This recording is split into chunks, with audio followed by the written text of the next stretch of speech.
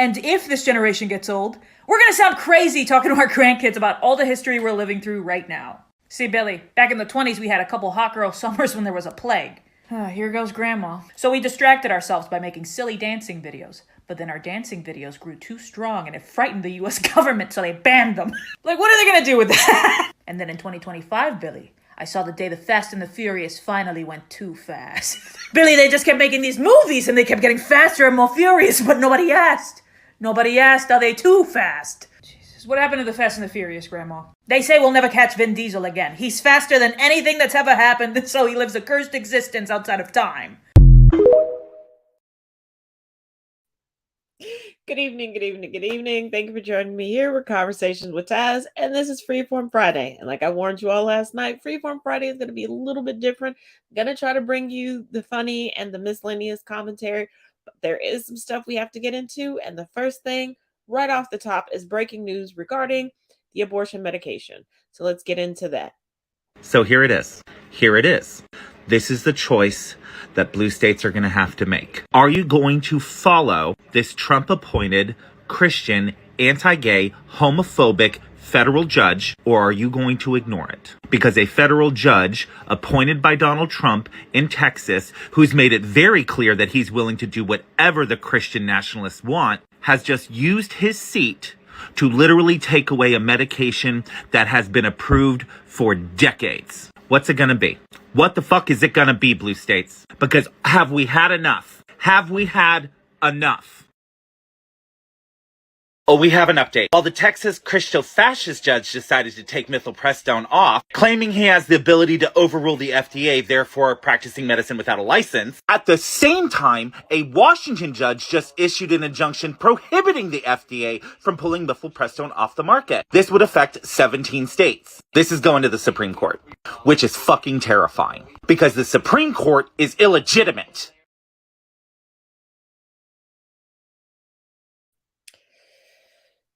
This is terrifying, and we do know that the Supreme Court is illegitimate because there are multiple associate justices right now that have impeachable offenses. And like I told you all way back when Roe v. Wade was overturned, Congress get it together. Now, we learned last night that AOC is calling for the impeachment of Associate Justice Clarence Thomas for good reason. But AOC, you're a member of Congress. Get the ball rolling. Get those articles of impeachment together. And speaking of Clarence Thomas and the Supreme Court, let's get into that other bit of breaking news. Going to Europe, but I prefer the United States, and I prefer seeing the regular parts of the United States. I prefer going across the rural areas. I prefer the RV parks. I prefer the Walmart parking lots to the beaches and things like that. There's something normal to me about it. I come from regular stock, and I prefer that. I prefer being around that.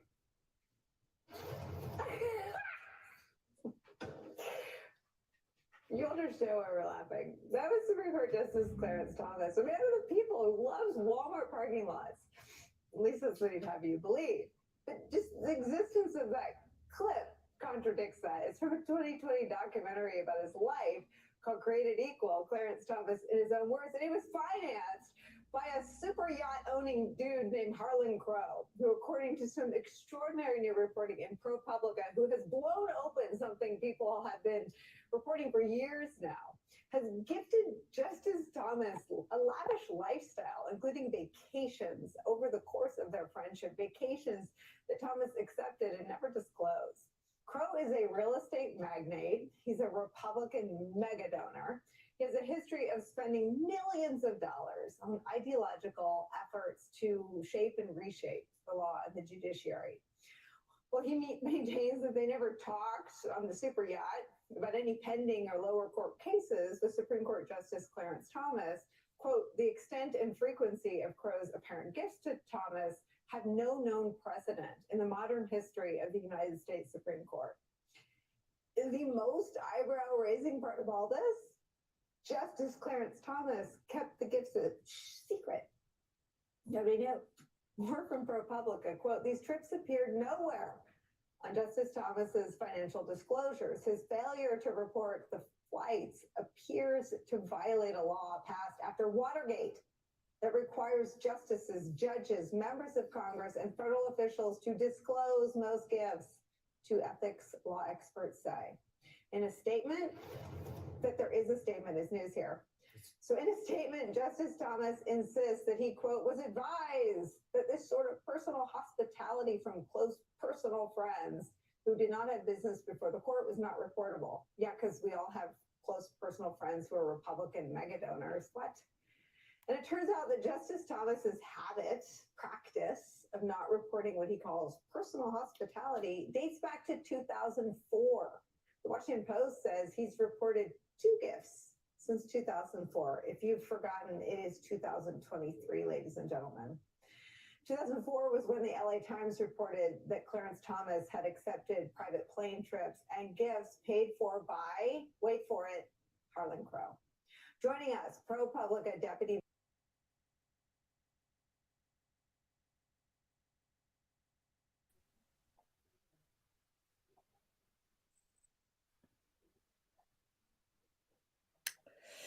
Coming from CBSNews.com, Justice Clarence Thomas says he didn't believe he had to report trips with billionaire GOP donor.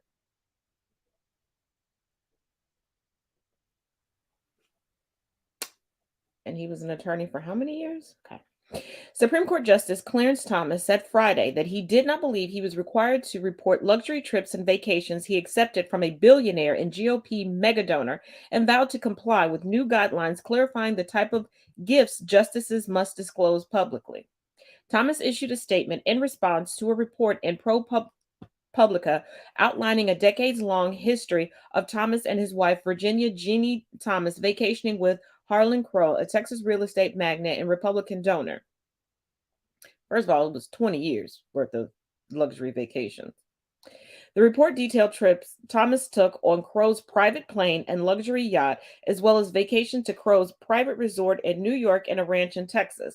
One trip to Indonesia in 2019 would have cost the Thomases $500,000 if they paid for it themselves, according to ProPublica. Thomas did not disclose any of the trips on financial disclosure forms. In his statement Friday, Thomas said the Crows are among our dearest friends, and we have been friends for over 25 years, and that he and his wife have joined them on a number of family trips. He wrote that he had consulted with colleagues and others in the judiciary earlier in his career who advised that this sort of personal hospitality from close personal friends who did not have business before the court was not reportable. Early in his career, he became a justice before they were friends.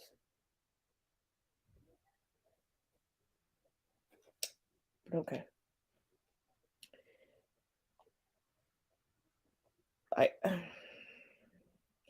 Between Jeannie's business dealings and fundraising, using that very, very loosely,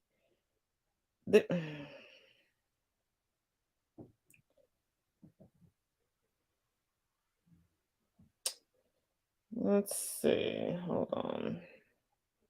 Yeah, he assumed office in 1991. So asking early in his career as an associate justice meant. Anywho, let's get into these notes because y'all know I had to go down the rabbit hole. And we moved on from the handy dandy notebook to the full on clipboard because it's just too much. So it's been approximately 20 years of luxury trips. Thomas has portrayed himself as a middle-class RV goer, as you saw in the opening video regarding him, and they've been friends for over 25 years.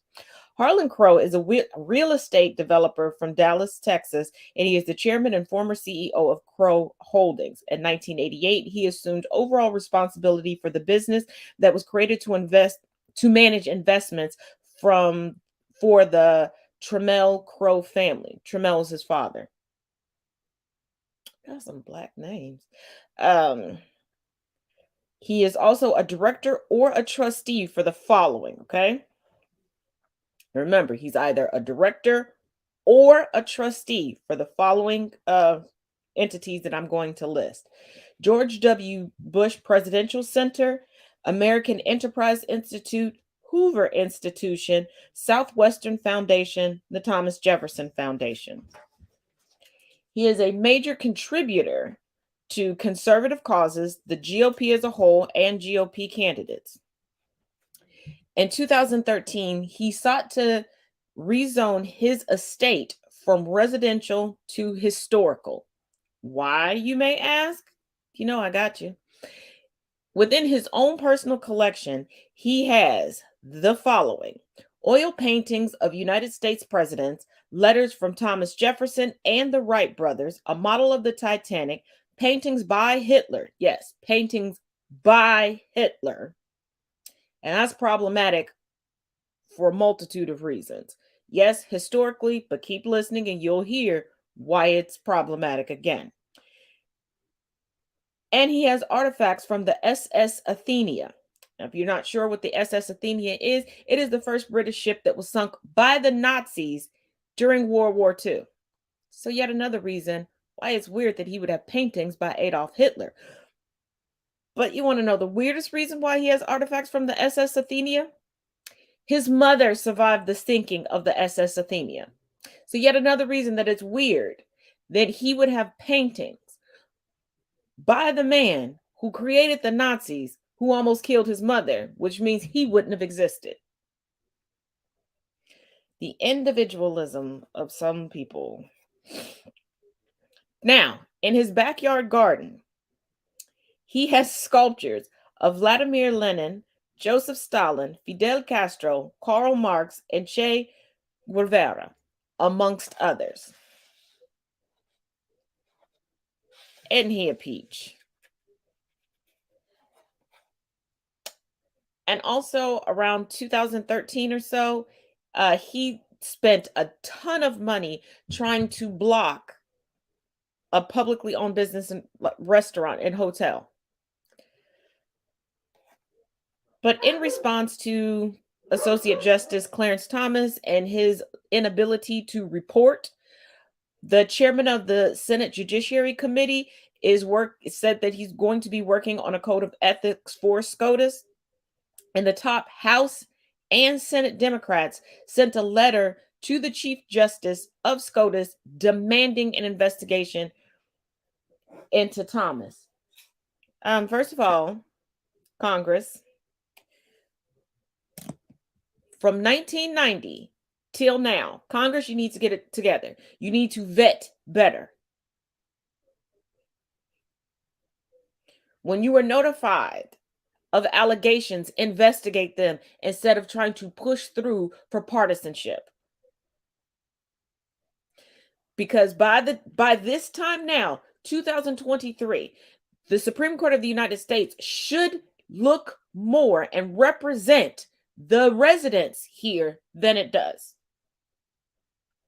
And according to polling, the United States is not conservative. It is not majority conservative at all.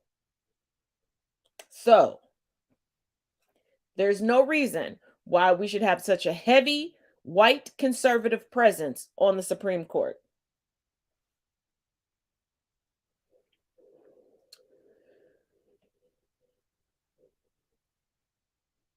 But like I told you, I'm going to give you the heavy and give you the light. Now, here's a little, I guess you could call it unexpected UK royalty news, because I just like messing with them ahead of King Chucky's, or should I say, Queen Consort's coronation next month. Get a snack, refill your beverage, sit back and get comfy. This one's a long one. Originally, I was going to start the series with something really attention-grabbing, like, did you know that this dress worn by Princess Diana here was designed by one of her husband's mistresses? And no, it was not Camilla. But the more that I started to research Dale Elizabeth Tryon, nicknamed Kanga by Prince Charles, who purportedly said that she was the only woman who ever truly understood him, I started to see a more unsettling, different story begin to unravel. I see a woman who quite likely had an undiagnosed mental illness, which we will get into later in the video. A woman who was navigating a culture of discretion. Recall, she was Australian and not of nobility, that she never quite got the hang of. Here was a woman who, like Diana, shared a bed with Prince Charles. And also, like Diana, she would die in 1997. This is a series about Kanga Tryon, Charles's other, less talked about mistress, or lover, depending on when you think the affair started and stopped. After researching Kanga and seeing how she was portrayed in the British media, I have two big takeaways. The first is that Kanga really was victim of the hysterical woman trope. And the second is that her existence really makes me question the media portrayal of Camilla as Charles's one true love. And really, it's on that last point that makes you wonder, how much were Camilla and Charles this forbidden love story, and how much of it was happenstance? That Camilla was literally the only one left standing. First, let's get into a little bit of background on Kanga. Dale Elizabeth Harper was born in Melbourne, Australia in January of 1948 to a wealthy printing magnate. In her early childhood, she was diagnosed with Perth's disease, which affects your hip joint, and spina bifida. As a result, she spent a lot of time in the hospital as a child. Despite all of this, she had what her friends called a joie de vivre, a true zest for life. Dale eventually moves to London and she meets Anthony Tryon, the third Baron Tryon, who was an old Etonian friend of Prince Charles and within his inner circle. She had actually met Prince Charles prior in 1966 when he was on a tour of Australia, but she really got to know him through her future husband. Although Kanga and Charles got along splendidly and shared a love of fly fishing, among other things, her background did not make her a suitable match for the future king. Anthony and Kanga marry in 1973, and she goes on to have 4 children. Her second is a son that they named Charles, who was born in 1976. Here's Kanga with Prince Charles and his godson, Charles. This was 2 years after Camilla Parker Bowles had her son, Tom Henry Charles Parker Bowles, and also made Prince Charles his godfather. These women were in pretty serious competition with one another. When one got particularly pregnant, then he would go to the other one, and vice versa. Charles spent a lot of time bed hopping during the 1970s from one woman to another. His dalliances would often happen at one of the 2 women's country homes, or the home that the Tryons had in Iceland. It was in the Tryons' home in Iceland that he learned of news that would have a massive impact on his life. Charles's most beloved relation, Lord Mountbatten, was murdered by the IRA. A 300-pound bomb had been planted on his boat. Well, the death of Lord Mountbatten, who was blown up by the IRA, was an enormous shock to everybody, and to nobody more than to Prince Charles. Prince Charles heard the news in Iceland, where he was staying with the Tryons. And I think that this was a moment when, in his deepest despair, he could actually use what Dale was best at, which was comfort, counsel, support, kindness. The stream of tributes to Lord Mountbatten and condemnation of the killings has continued throughout the day. Prince Charles had arrived a few hours earlier from Iceland. It's at this point that Charles becomes serious about finding a wife and a future queen. Enter Lady Diana Spencer.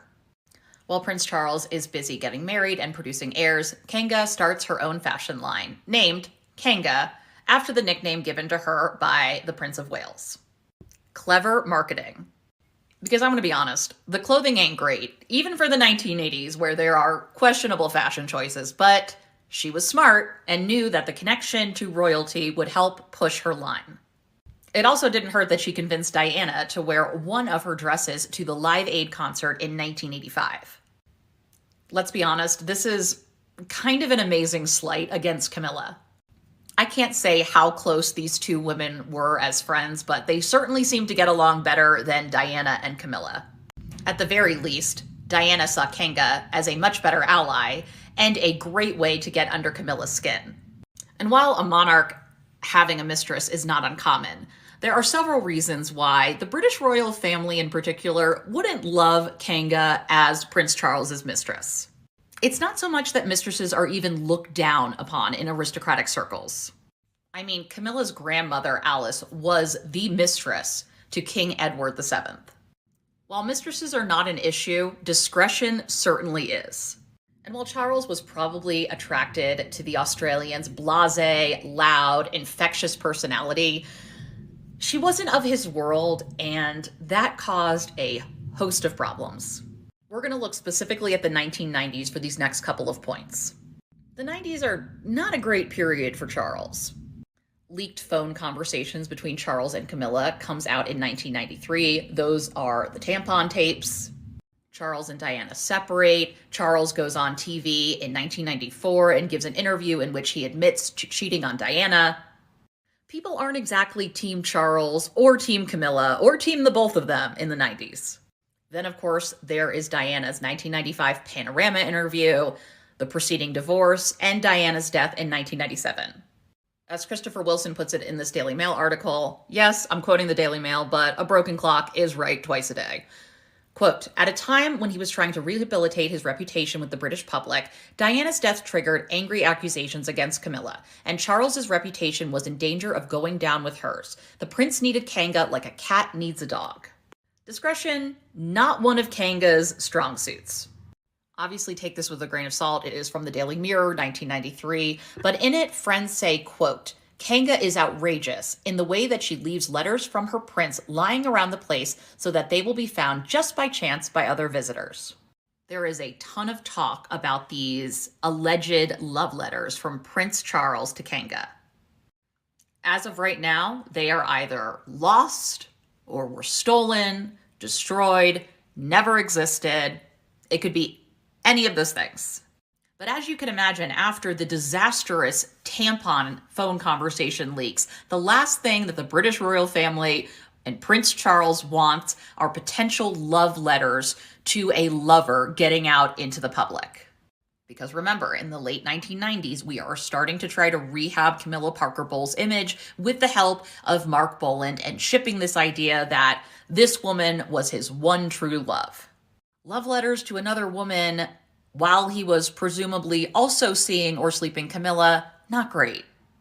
In that same Daily Mail article, Christopher Wilson makes another interesting observation about mistresses. Quote, it's well known in royal circles that if you are going to have an affair with a woman, make sure she's married. Make sure she's got more to lose than you.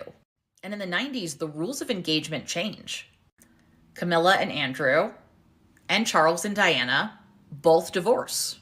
Presumably, the title of future queen and Charles's wife are now up for grabs. From what I can find, it does seem that Charles gravitates more to Camilla during this time, and that she really becomes his confidant over Kanga. But I do wonder how much Kanga was paying attention to all of this as her life gets incredibly complicated in the 90s. In the next video, we are going to get into a comprehensive timeline of the 1990s and Kanga's last few years. Stay tuned.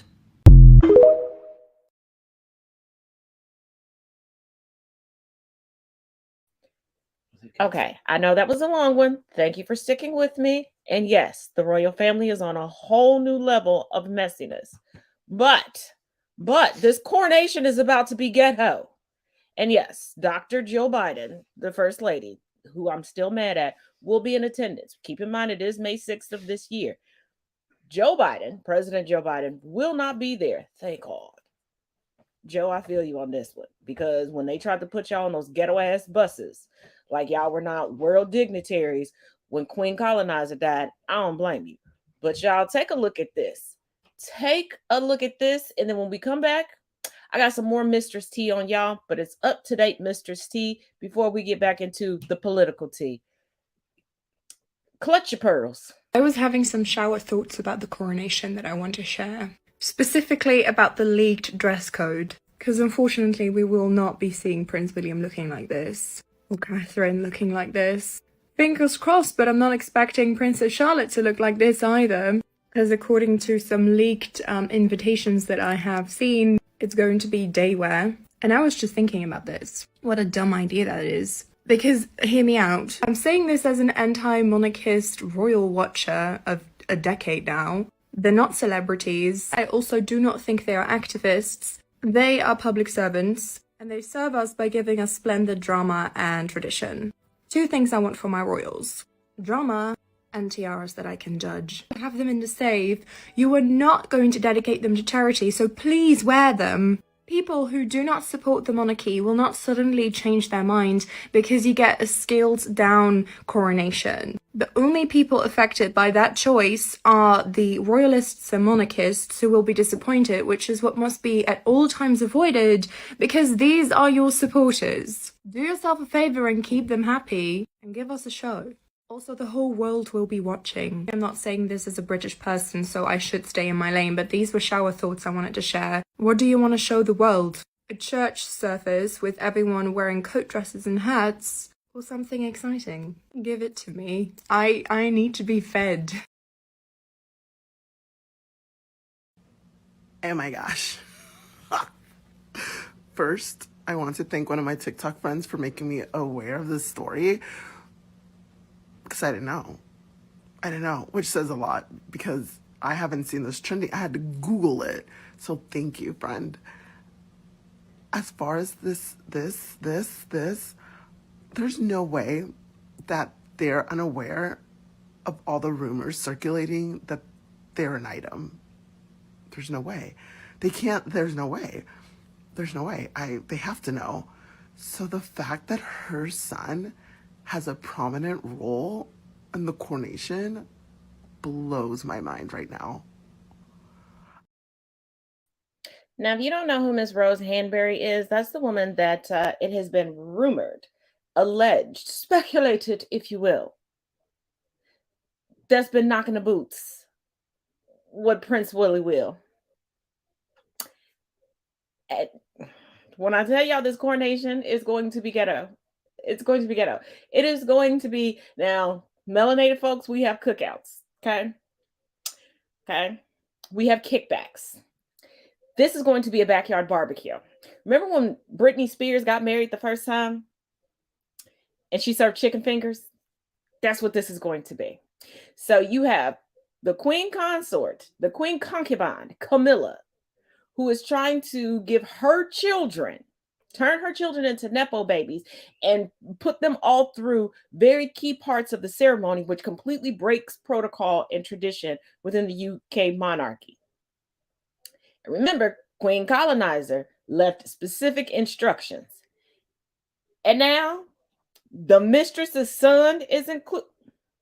When I tell you the Windsors are the kings and queens of being messy and having who they're porking all up in their spouses' faces,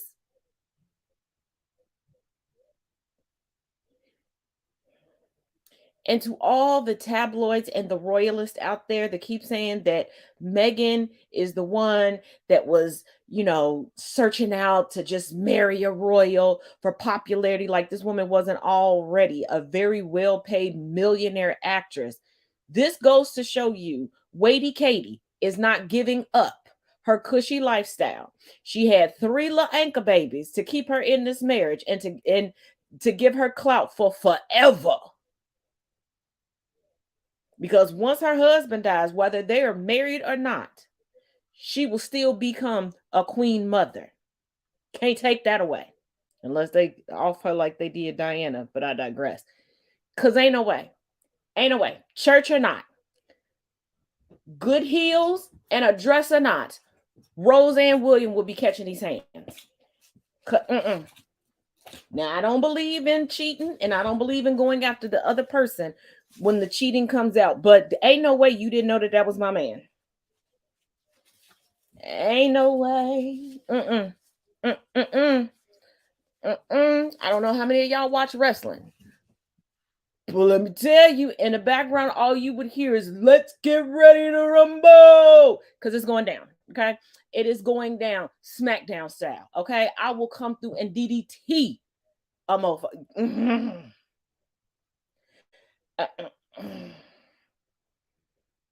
Oh, she is super invested.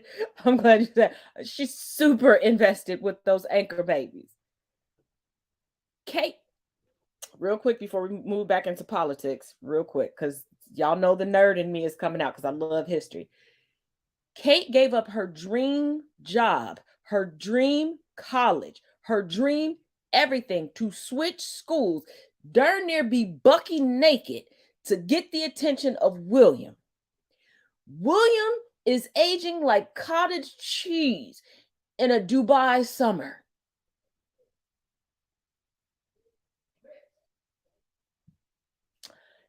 No.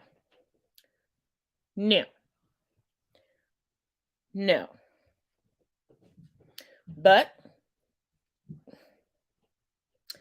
because I have insomnia, y'all know I'm going to watch the Coronation.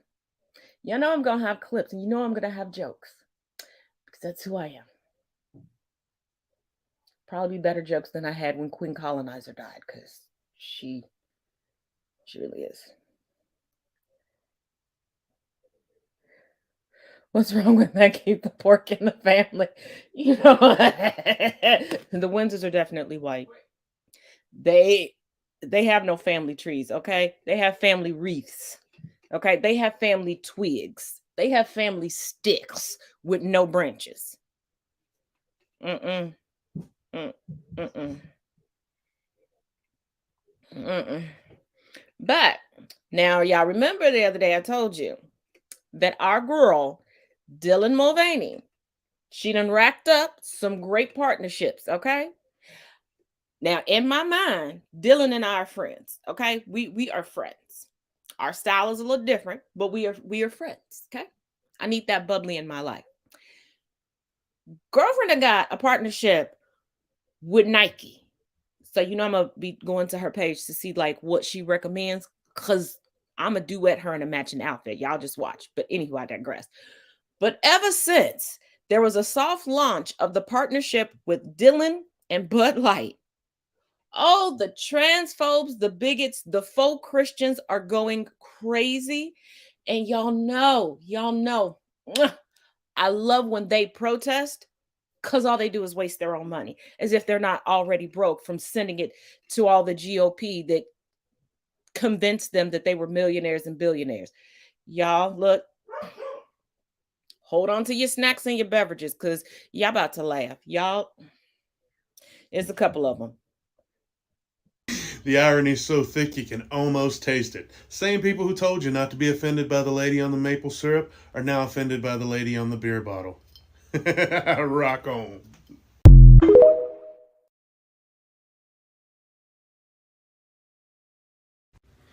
That's a brilliant observation, and I might go one step further. You're suggesting here in this comment that Budweiser may have done market research to work out a calculation how many conservative working men they're going to lose against what they would gain in other markets across the US consumer landscape, and decided that yes, this calculation works. We're going to lose some, they're going to do some anti-advertising for us, and we will move on from there with market gains. Great observation, and with probable merit. I'd go one step further. Consider these three brands: Ford, Carhartt, and Bud Light. When you see very patriarchal, racist, sexist, homophobic content on the internet, there are three brands that may appear. The guy walking through the woods saying problems about the Jews, or the truck with the host of flag code violations on the back, the recent furore about Bud Light. some of these brands may actually now want to distance themselves, disenfranchise themselves from the conservative working man. The conservative working man a decade ago was a harmless Murica cliche. Now the conservative working man in America is, in many people's minds, synonymous with fascism. The brand research may have just led them to believe we can pick up other markets and we need to separate ourselves from the MAGA crowd. Your observation led to that observation. It has no merit, it has no research, it's just a thought. Just so you know, I'm boycotting your beer. I just emptied my fridge. Okay. Wait, what? Yeah, if you already paid for it, we have your money. We don't care. That's the problem. You don't care about the men. You only care about money.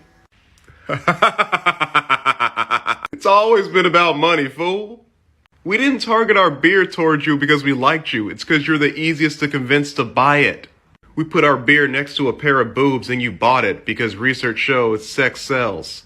We convinced you drinking our beer was patriotic and makes you more of a man because research shows men hate when you test their masculinity. But where's my representation? If you feel like less of a man because Dylan's on our can, that's a you problem. Making beer the man's drink is no longer our main selling point. The main selling point is any adult can drink it. Man, woman, gay, straight, trans, we don't care. Just give us your money. Please don't do this. I don't want to be sober. Yeah, too bad you emptied that fridge. Material for weeks. I can do this all day. Roll the first one. Can't take no more screaming. If you don't like it, there's a fucking door. We've been fighting for, willing to fight. You know, he's super proud of himself, too, that he spiked that box right on the thumb. But I couldn't help but notice in sport that you drove over that beer with your Chevrolet pickup truck. You know, as long as you're throwing away things that you paid cash money for supporting things you don't agree with, that truck might be a problem. You know, run by a dealership. Good luck finding a manufacturer, though, that hasn't participated. Next, we have this lovely couple. So it's truly saddening that with the woke Anheuser-Busch Bud Light situation, come to do a little research and find out that my favorite beer is under the Anheuser-Busch umbrella. And one of the ones I drink besides Bud Light. So, cheers. Want to play the woke game? It's fine. Not spending my money on it. Peace out. Sam Adams, I'm back at you, buddy. Aw, they did their research. Hey, what was that last little part you said there? Sam Adams, I'm back at you, buddy. You're Sam Adams man now, are you? I mean, I'd say that this is prettier even than the Bud Light can. So good on you. And then I believe your blushing bride there was starting to say something about Corona. I hate to be the bearer of bad news, but the Bud Light brand has been acquired by AB InBev, which also owns Corona and Modelo beers. So, but it's especially funny that the majority of people doing this, their go-to switch is Coors Light. Hey, Budweiser, I've been drinking your beer for probably 35 plus years. Not anymore. Well, while you were drinking Bud for the last 30 years, Coors Light was out here supporting the LGBTQ plus community. 1978, the first brewer to ban discrimination for sexual orientation. By 93, they actually had a group that was specifically for employees who identified as LGBTQ, like a resource group for them. Probably the most prominent and proactive supporter of the LGBTQ plus community. So, thank you for supporting a company that maybe does even more than Anheuser-Busch does. We appreciate you. This is why I laugh every time I hear a conservative go woke, go broke. They have yet to go broke. They have yet to go broke. I don't know how many times I can tell you, but conservatives are the loud minority. Just because you make the most noise does not mean you have the numbers. Not even close. But real quick, before we go any further, just a quick shout out to Miss Sharon P. Thank you for stopping by. She had to go start her podcast. And if you want to check it out, just type in Sharon P as it's written here, and go make sure you subscribe to her channel. And actually, you can catch us both together tomorrow on her podcast. Lovely, lovely, lovely. Now, in the world of politics, I told you all that one of the Kennedys, actually Robert Kennedy's son, Robert F. Kennedy Jr., has thrown his anti-vaxxer hat into the ring now as a Democrat, and he wants to run. And Bill Barr, of all people, yes, the staunch conservative GOP man that's so far up Trump's booty hole that we only see the bottoms of his feet most of the time, is backing this move by Kennedy. But I will say I have come across the cringiest presidential candidate of my lifetime thus far. Is he far more cringy than Trump? Yes. And he has like this creative collective ideology that sounds like something out of a book that would turn us into like a Stepford nation. But don't take my word for it. Yes, these are real videos. Yes, he really believes this. Yes, I am concerned. Would I be happy if he came out tomorrow and said that his whole account is satire? Immensely.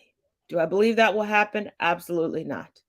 But once again, pull out your pearls, clutch them, and let's roll the clip. I'm running for the President of the United States of America to become the first president of the people and the last president of America. I'm running to fulfill your dream, my dream, to live worthy lives in a free, safe, happy, and great country, America. Stop voting for marauders. It's time to become rich and independent yourselves. Get used to living rich. Get used to living happy. Get used to being independent. Get used to living in a creative society. In a creative society, America will always exist. A creative society will permanently eliminate any wars, guaranteeing prosperity and safety. Nobody will have the opportunity to exploit people for their own gain. Therefore, right now, creative society must become the most important thing in every American's life. Remember, we are a team. Everyone who can hear me now, we are one team. Our strength is in unity. Together, we can build the creative society. Spread my speech to every American. Send this video, record your own videos, and share with everyone. Don't wait for it to be shown on central channels. Central channels show those who have power over you, but I'm talking about your power. If you can hear me, inform everyone you know about this information. Your friends, acquaintances, and colleagues. Use all legal means and opportunities to convey my message to all Americans everywhere.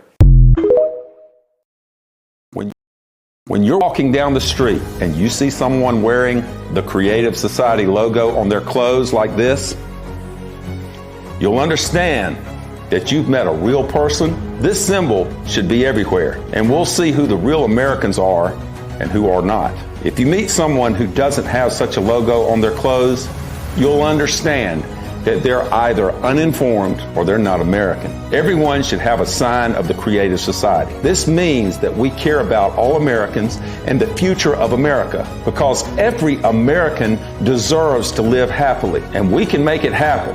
The Creative Society is our future.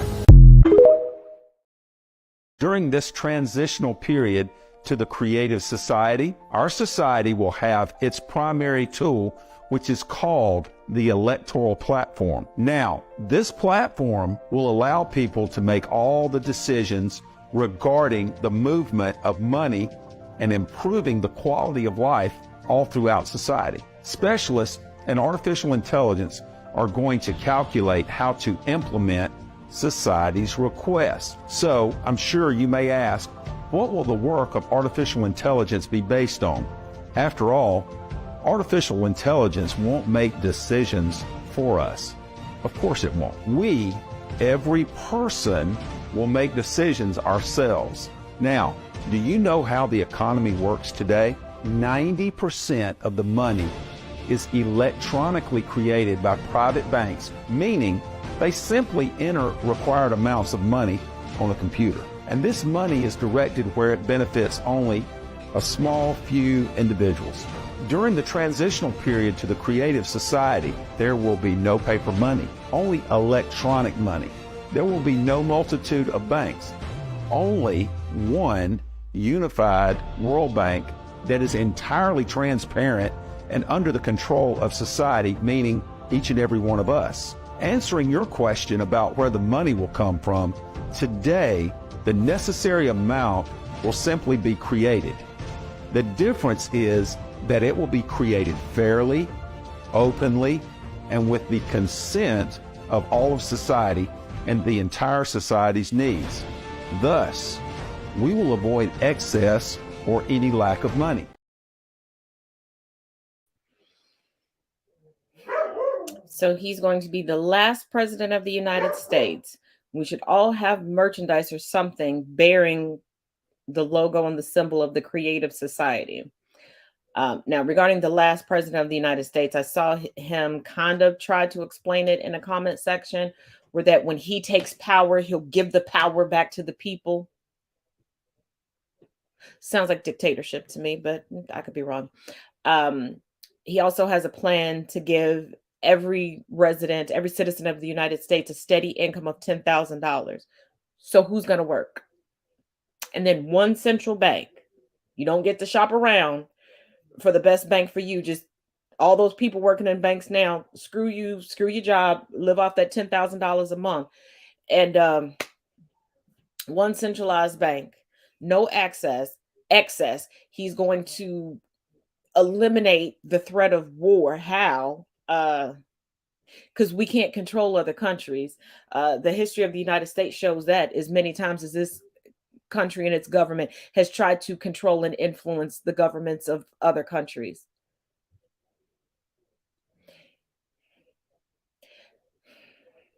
You ever been to a pre-K class and watch them like have imagination playtime? That's what he sounds like, but he's a full-grown adult. And there are a lot of people in his comment section saying that he's the man, that he has their vote. And the 2024 presidential election is going to be a shit show. There are far too many people tossing their hat into the arena. Now, the primaries for the major parties, I'm not really worried about that because we know it's going to be whittled down to one candidate from each party. It's all of these third-party candidates that are coming up. Now, do I believe that we should have a multi-party system more than just two, as we've had throughout the history of the United States until modern times? Yes. But they should be viable candidates instead of candidates just with crazed ideas just splitting the vote. Because all this vote splitting is how we ended up with Donald J. Trump in the first place.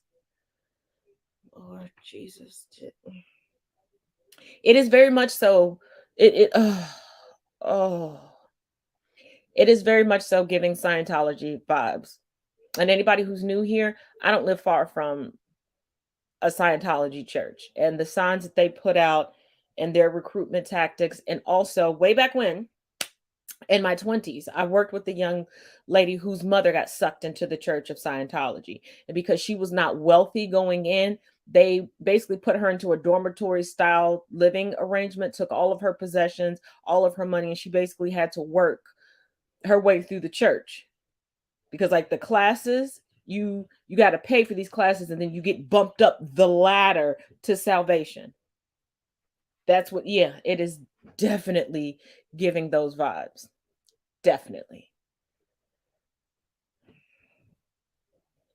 But y'all, let's this is gonna be another long one tonight because there's a lot to get through. But let's take a break. Let's look at the ad, then we'll come back, take this time to regroup because yeah, I need to go check my IQ after that one.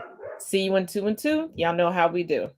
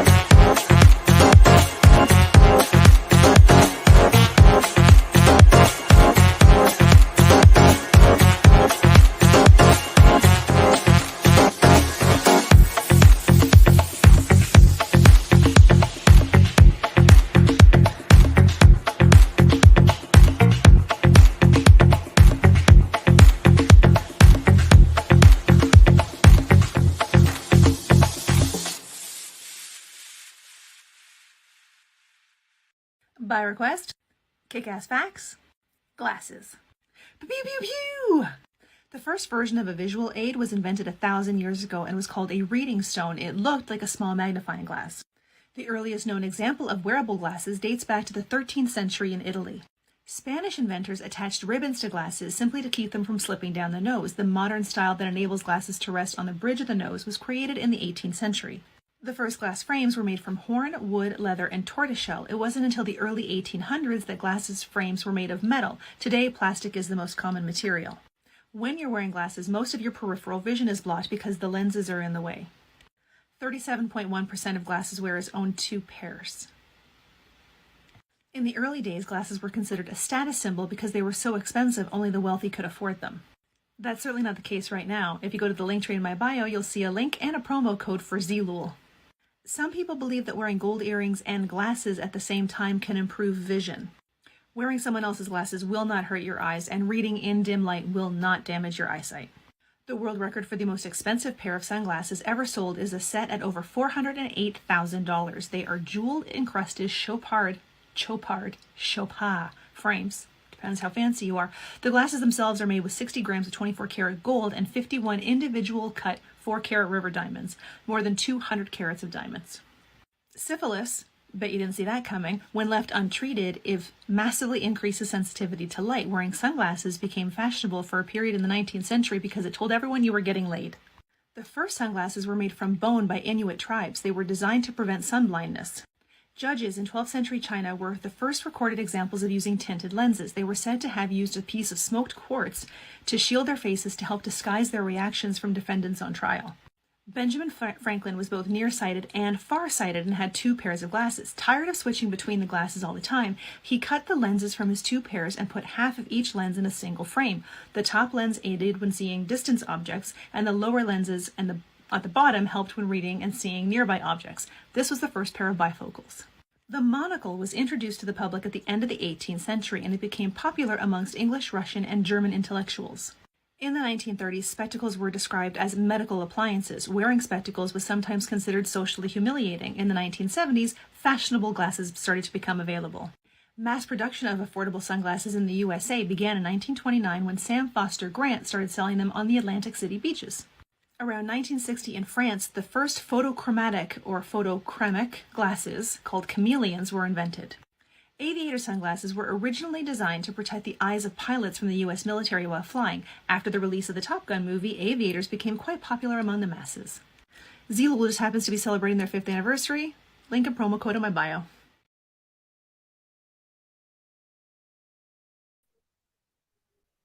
What percentage has 2 pair of glasses? Don't ask me how many pair of glasses I have. I have no idea. I've lost glasses around the house. I think they're around the house. They got to be around the house because I can't really see without them. But figured I would bring you all, every week I try to bring you all something. Now, we must dive back into the disappointment that is the United States. This third rock from the sun is so ghetto. So bad. All right, let's start in Texas, I guess. Texas. Well, I wish I could send all my exes.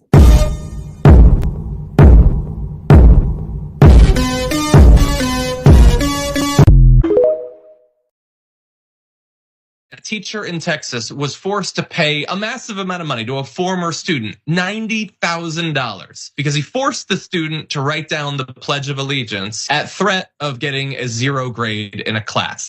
Mary Oliver had for years refused to recite the Pledge of Allegiance at her Texas high school. Then in her senior year, her teacher gave the class an assignment. She and the other students would have to write the pledge. Those who didn't would get a 0. This is according to sociology teacher Benji Arnold. Then he compared people who refused to recite the pledge, quote, to Soviet communists, members of the Islamic faith seeking to impose Sharia law, and those who condone pedophilia. So Oliver did not recite or write the pledge. Instead, the 12th grader drew what was described as a squiggly line and turned it in. She claims that, as promised, Arnold gave her a 0. But based on an audio recording of the incident, Arnold went on an extended tirade, offering to pay for students to move to Europe if they didn't like living in America, but they would have to pay him back double if they ever returned to the US.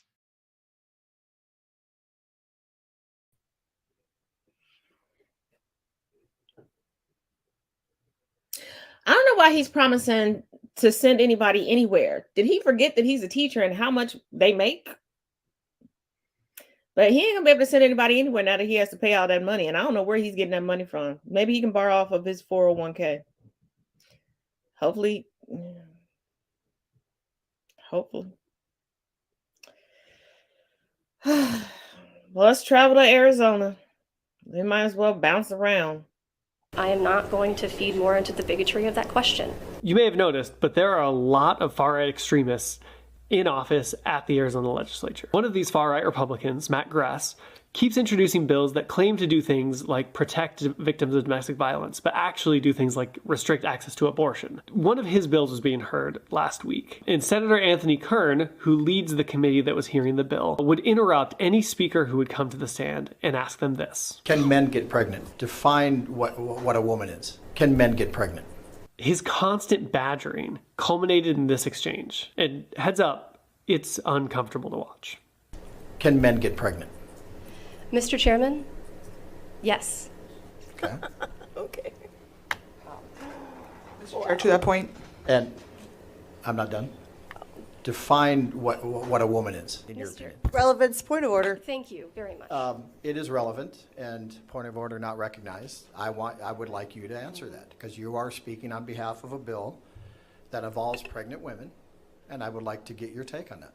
Mr. Chairman, I'm speaking in opposition to a bill related to the domestic violence against people who are pregnant. Against a woman who is pregnant. That's in the bill, not people, woman. So I would like you to explain what, in your definition, what a woman is. Mr. Chairman. Yeah. There are people who identify as different genders who are capable of getting pregnant. That is my position on this. I am not going to feed more into the bigotry of that question.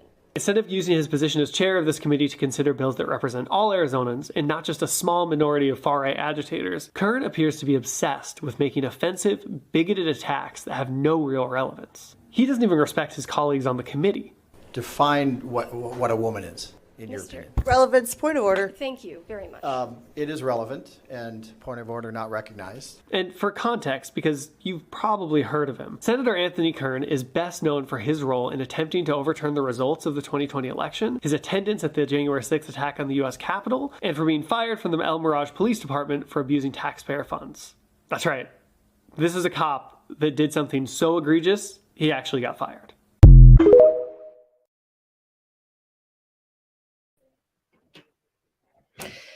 You know, the further we move into 2023, the song This Is America just... Whew.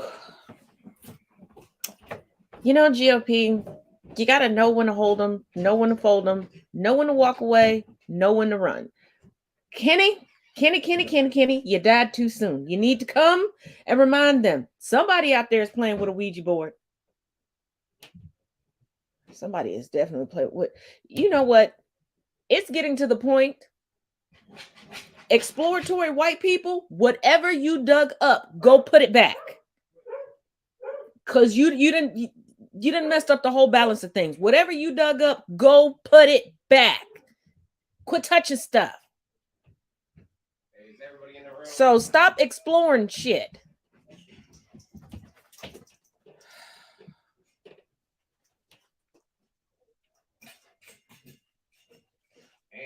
Just stop touching stuff. Oh, Lord have mercy. Okay, we got to deal with DeSantis. We're going to get to Tennessee, but we're going to come to Tennessee last because there's a lot to dig into Tennessee. This is not like the Tennessee that Arrested Development sang about in the 90s, but let's go on down to Florida first. Yeah, that's what we're going to do. We're going to go to Florida first. Here we go. You have to be like a new class of profoundly fucking stupid to have an article like this written about you. Ron DeSantis says he'll win over every single issue involving Disney. Let's run that back, Turbo. The spirit of Jesus Christ and Satan could not contain what be going on in Mickey Mouse Clubhouse. The social capital combined, like the social capital alone could bankrupt Florida. But the social and just financial capital that this company has, who does he think he is? Businesses run America. Not even your little fascist tirade could stop a company like Disney. Your whole bloodline would be eviscerated without a single thought. Disney got the government out here tricking and fucking thotting and bopping on the streets so it can pay its taxes. It got control over copyright law. Let's just slow down.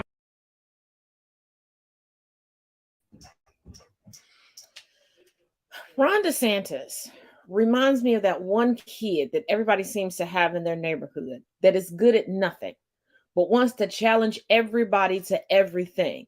And every time they lose, they're like, well, tomorrow I'm gonna beat everybody. Tomorrow, and that tomorrow never comes for them. It never comes. Like, you have no discernible talent. Just because your mama told you you're the greatest of all times does not mean you're the GOAT. It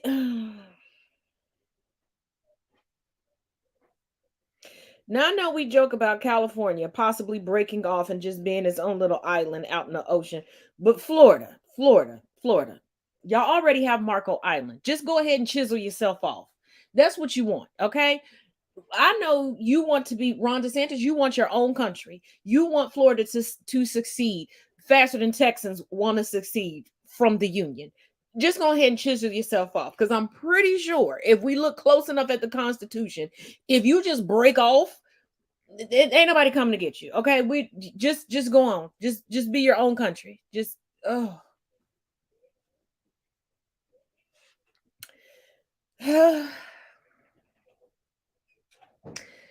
But now we got to deal with North Dakota. Now we have to deal with North Dakota. I know it does seem like anything happens in North Dakota, and that's what they're banking on. So here we go. You guys wrote a check to yourselves after saying no to giving poor kids free school lunches. We talk about personal responsibility as one of the major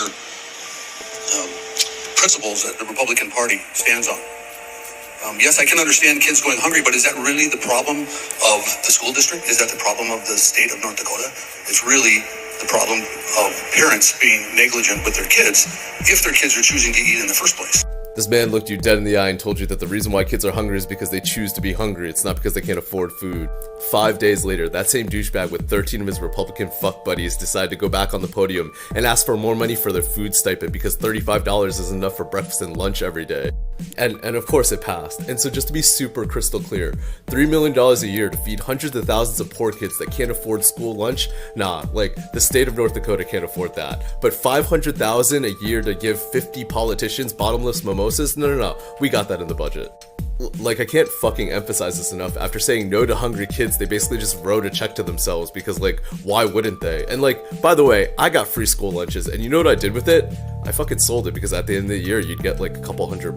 But, like, when people don't know what it's like to be at the bottom, like, they just don't give a shit about anyone else but themselves. And before any conservatives come at me in the comment sections like, oh, see, you didn't need free school lunch, you just want free money. I used it to help my mom with the electricity bill, you assholes.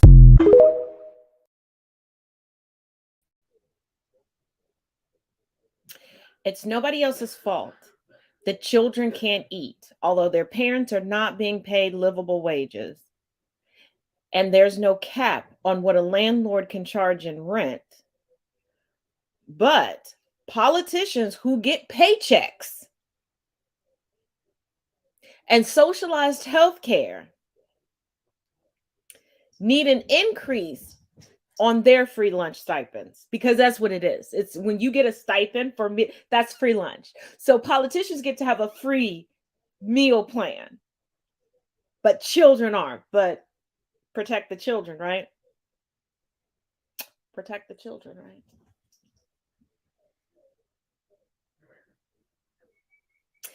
And this is a prime example why so many people are willing to believe that Donald J. Trump is a billionaire, but still needs you to send him money to pay his legal fees. Because the number one rule for rich people is don't spend your own money. And even when they're technically not taking money from their buddy or whatever, they're utilizing credit. They're utilizing credit. You'd be amazed at how many of them actually carry around a debit card. They utilize credit and then rack up the points and the miles on that credit card to get little perks and bonuses everywhere else.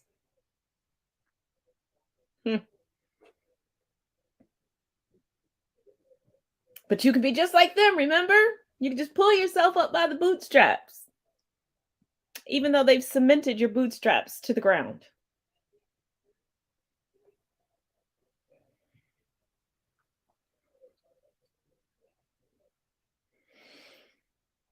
And because history is our friend, let's not forget how the government demonized the Black Panther Party. But guess where your soup kitchens, your shelters, your neighborhood watches, and your free meal plans, those were originally Black Panther Party programs.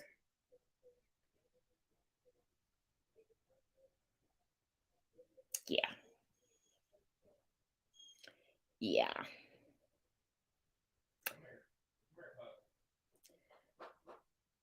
Now, before we get to Tennessee, I gave y'all a cutesy fact about glasses. Now I gotta fuck with you and give you some cringy facts. Love you, bye. Since you asked nicely. Sorry, that was cringy. Part 28 of Disturbing Things I Wish I Didn't Know. Let's go. In World War II, allegedly they gave German soldiers hard drugs in order to combat their fear going into war. A few of these are just going to mess with your sense of time, like Oxford University is older than the Aztec Empire. How? For the first 2 years of Eminem's life, Picasso was still alive. For some reason, I thought Picasso was alive 300 years ago, but yeah. Nintendo was found over 100 years ago and started out making card games. This one just hurts my stomach, but you know the trays on the back of the seats in airplanes? Well, apparently they contain more bacteria than the toilet on the airplane. And the oxygen mask on an airplane only gives you enough oxygen up to 15 to 20 minutes. I'm sorry for this next one, but I can't unsee it, so you have to see it. Look up a bean weevil penis. So we all know Ring Around the Rosie nursery rhyme is about the plague and how people fell down like ashes from dying from the plague. Pretty morbid, but I didn't know that Lucy Lockett nursery rhyme is about prostitutes and that the old woman in the shoe is about child abuse. What the fuck? Hiccups are said to be from evolutionary holdover from our fish-like ancestors, kind of like when our fingers get wrinkly underneath water to get a better grip. Is that where they get the saying, there's a ton of fish in the sea? You know how starfish can regenerate a limb? Well, apparently we have that same gene, except when trauma happens to the body, instead of us regenerating a limb, it just gets shut off and we just develop scar tissue. Great. If you look at pictures of sick people, apparently your immune system will automatically give it a boost so you don't get sick. Apparently it's a thing to bottle up pregnant cow urine and use it as medicine and for floor cleaner. There is a wine out there made from fermented child feces. Just the look of this disturbs me and makes my stomach turn. I'm pretty sure it probably tastes like fish, but just look up cod sperm. This one's sad. There's a theory that Toy Story 3 is about the Holocaust. There is a 230-foot wide pit in the earth that has been burning since the 1970s, called the Door to Hell. Look it up. Looks like hell. Literally, looks like hell. There is a theory that SpongeBob is about how different drugs affect people, and each character is addicted to different drugs. Or there's another theory that states that each character depicts one of the sins or evils. You have a greater chance of getting hit by a meteorite than winning the lottery. I thought that one was bullshit too, but then I looked it up and it's true. Mosquitoes prefer people with the blood type O. Every year, the average meat-eating American ingests enough blood from the meat that they eat to fill up a soda can. Here's a few weird laws. There's a law in Washington that states if you kill Bigfoot, you'll be put in prison for 5 years. And apparently in Oklahoma, I'm not sure how strict this is enforced, but if you eavesdrop and then repeat what you heard while eavesdropping to harm others or for ill intent, you can get a misdemeanor for it. Shit, all of us would be getting misdemeanors because we all be nosy as female black widows start eating their partner during sex. Yummy! The Parsons chameleon's tongue is longer than its body. The Portia spider can leap up to 50 times its body length. Huh. Ostriches are turned on by humans. That makes me really uncomfortable. How did they find that out?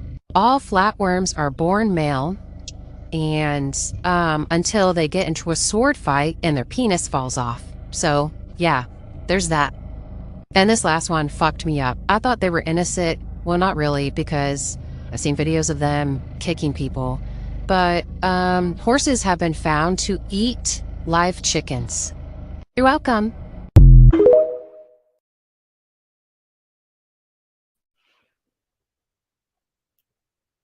You're welcome. Yeah, you're welcome. Now, many of you have seen a certain video floating. I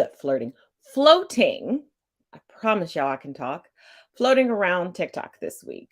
I addressed the faux apology video that came after said video, but I didn't address the original video on TikTok because my account is already on thin ice. So let's take a look at the video and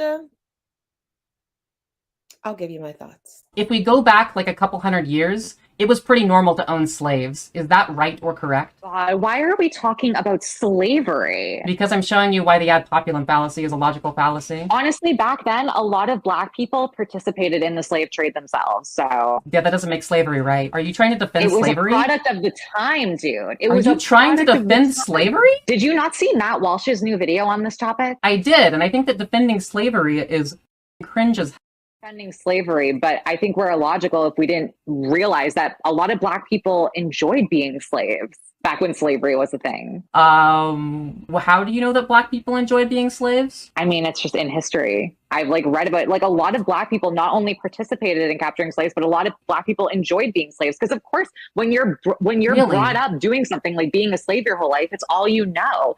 I'm sure a lot of slaves probably enjoyed it and were happy because that's the only lifestyle they were aware of. That's crazy.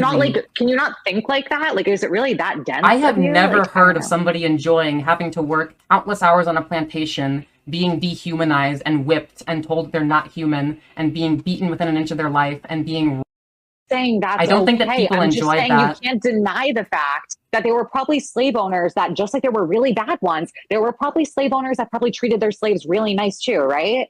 You're not thinking logically. You're being so dense. So I'm just going to say that in general, I think it's wrong to own humans. Of course. We're not in that time period anymore. But you're defending slavery. I'm not defending it. I'm saying it was a product of the time. You said that Black people enjoyed being slaves. I think there were probably a good majority of Black people who back then were born and raised as slaves, probably because that's the only thing they knew. It was the environment they grew up in. If they had a slave owner who treated them well, they probably enjoyed their lives, a few of them. I think it's illogical to believe that every person who was a slave back then hated their life. I truly think that's illogical. I do. I'm pretty sure that being owned is not a good thing. Because you grew up in this generation and this is what you've been taught. And we know these things now. No, but back then, not just because those societal standards were not created yet. Not just because I grew up in this generation, but because I can think logically and morally on this topic and why it is unfair to own another human based off of their birth as having a certain skin color, for example. That's unfair. I'm pretending and I'm saying it's okay to own slaves now, because that's not what I'm insinuating. You are defending slavery. I'm not defending it. I'm just giving you the facts. Aren't you all about facts over feelings? Yeah, and I believe that slavery is immoral. Right,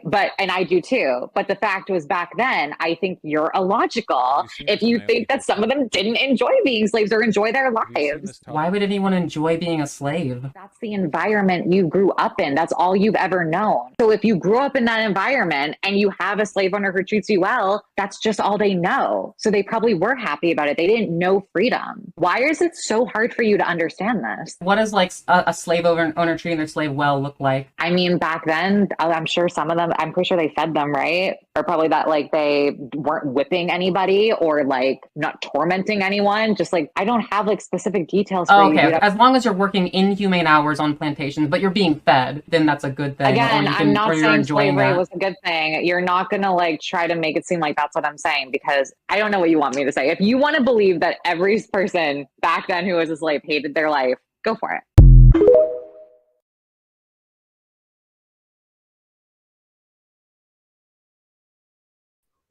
Now, there's the obvious ignorance and racism because, as I always say, racism grows. It grows in the garden of ignorance and stupidity. Yes, it's blaringly obvious that she's one of those white people that believes that Black history began with chattel slavery, that Black people, that's the only way of life we've ever known. And of course, there's that Daughters of the Confederacy narrative that, you know, the South will rise again because we got good old boys down here that have internalized racism. So there had to be slaves that loved what they did. And then they quote former slaves that never left the plantation.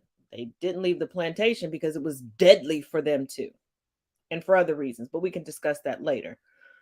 But here's what I want you to focus on. What I think a lot of people overlooked or just didn't catch because of the gotcha moment that was set up in this clip. The argument, the debate was not about chattel slavery. And these are two white people. This was supposed to be talking about the trans community. Ask yourself why one white woman decided to utilize Black trauma for a soundbite and a viral moment. Black people were not in this conversation. There wasn't a Black person there. There was no reason for us to become the center of attention.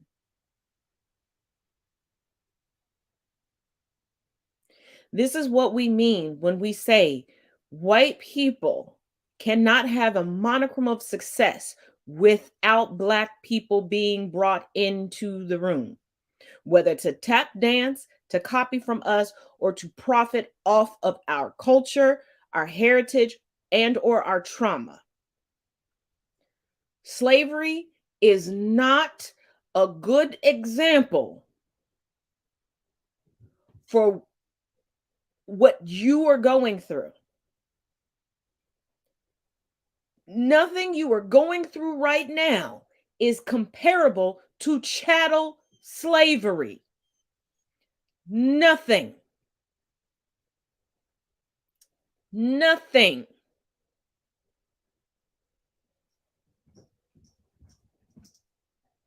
There was absolutely no reason to go, oh, I can't have my sound bite. I can't have my sound clip. Let me go reach over and drag Black people into this.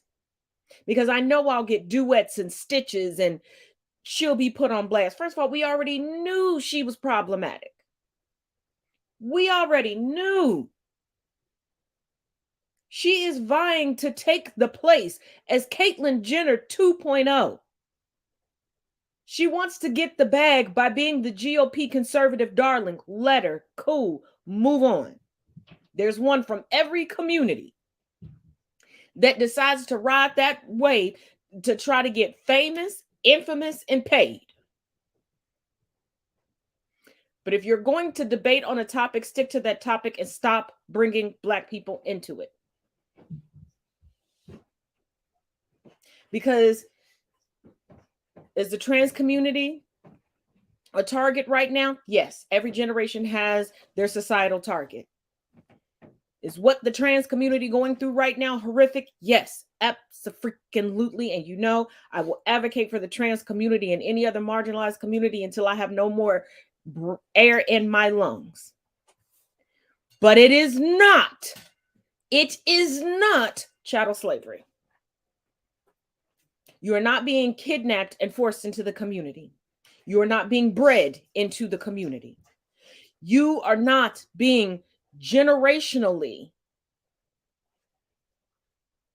forced to do anything.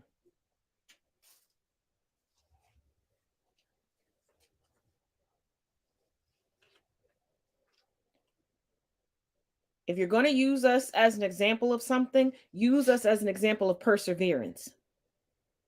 Use us as an example of protecting our greatness, even though, in spite of. Use us as an example of overcoming and surpassing when all of the stumbling blocks are stacked up in front of us. Stop re-traumatizing Black people so that you can go viral. And each time you see two non-Black people that just willy-nilly want to pull slavery out of their back pocket, like it's the best Uno reverse card ever, ask yourself, why? Why?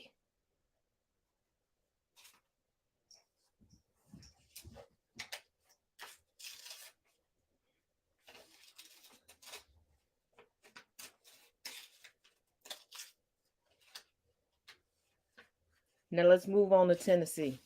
Hey, hey! Ho, ho! David Byrd has got to go! Get the child molester out of our house! It's going to be a wild one. We're here to clean up their mess. They're more interested in sweeping it under the rug. You would think these things are all common sense. Will you be supporting the motion to expel Byrd today? Will you be supporting the motion to expel Byrd today? Is there going to be a motion? I want to see what the allegations and the charges are. Do you think they're going to get expelled today? They can do the right thing now, or this can last another year. I move that House Resolution number 6 be referred to the Judiciary Committee. The Judiciary Committee would take up an investigation so that we can have due process. Prior to January 2020. As quickly as our Speaker will allow me. And not done behind closed doors. That is exactly my intention. Due process requires the person to come forward and give a forthright testimony. The opportunity for due process has been rejected or forfeited. The victims have waited for years. Let's clean up our house and move forward. This really feels like a delay tactic to me. They're here tonight in the balconies. It's very hard for them to be here, and we're going to ask them to wait longer. I just think that's not the right thing to do. I move that Representative David Byrd of the 71st Representative District be expelled from his seat as a member of the House of Representatives, assaulting underage students while serving as a trusted authority figure and continuing the crime through a cover-up while he served in the legislature. In Tennessee, we believe in due process. I move the matter of expelling Representative Byrd to be referenced to the Judiciary Committee. Aye, 71, 25 nays, one present not voting. The motion prevails. I think it was cowardice. He runs, he won't answer questions. That is the actions of a guilty man. People are going to be subject to perjury coming in the future. The maneuver that they made meant nothing. It was an attempt at a cover-up. He has not denied it. Representative Byrd has denied any due process. He's refused to speak. He went to her place of work while he was in session. There was a disinformation campaign run against those victims. Cover-up is a continuation of the crime. Rumor is he's going to not run for re-election. That's acknowledging, yes, there's a problem. Yes, he's guilty, but he's going to wait a while. Every day that he remains in this House of Representatives is another day that those victims are re-victimized. Expel Byrd!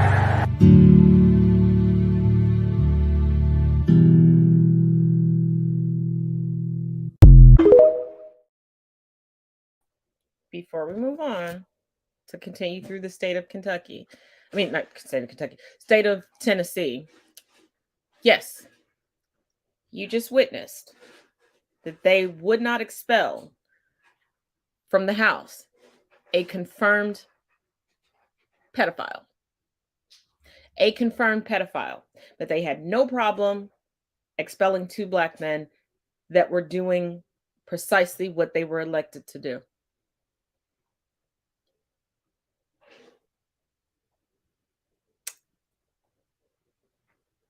But pedophiles, okay. But protect the children, remember? Let's continue. It's not about the rules. It's about that you elevated yourself above the very dead bodies that had not been put in the ground yet. How can you not get that? We all of us, want to make sure that there's no more children killed.